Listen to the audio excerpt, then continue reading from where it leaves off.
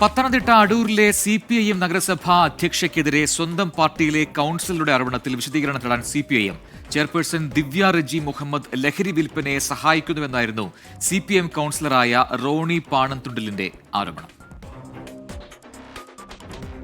CPIM അംഗമായ റോണി പാണംതുണ്ടിലാണ് പാർട്ടിയുടെ തന്നെ ചെയർപേഴ്സണെതിരെ ആരോപണം ഉന്നയിച്ചത്.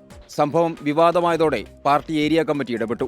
വൈകാരിക പ്രകടനങ്ങൾ നടത്തേണ്ടവരല്ല CPIM പ്രവർത്തകരെന്നും വിഷയത്തിൽ വിശദീകരണം തേടുമെന്നും ഏതെങ്കിലും സ്ഥാപനങ്ങളിൽ ലഹരി വിൽപ്പന ഉണ്ടെങ്കിൽ അത് പരിശോധിക്കപ്പെടണമെന്നും ഏരിയ സെക്രട്ടറി S. മനോജ്. അത് ഇന്നലത്തെ എന്തോ ഒരു വൈകാരികമായ സംഭാഷണത്തിന്റെ ഭാഗമായി ഉന്നയിച്ചതെന്നാണ് ഞാൻ മനസ്സിലാക്കുന്നത്. അങ്ങനെ വൈകാരിക പ്രകടനം നടത്തേണ്ട ആളുകളല്ല CPIM നേതാക്കന്മാർ.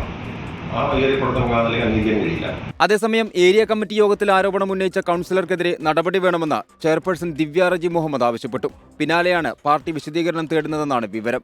ഇടത് കൗൺസിലറുടെ ആരോപണങ്ങൾക്ക് പിന്നാലെ കോൺഗ്രസ് പ്രവർത്തകർ നഗരസഭയിലേക്ക് പ്രതിഷേധ മാർച്ച് നടത്തി.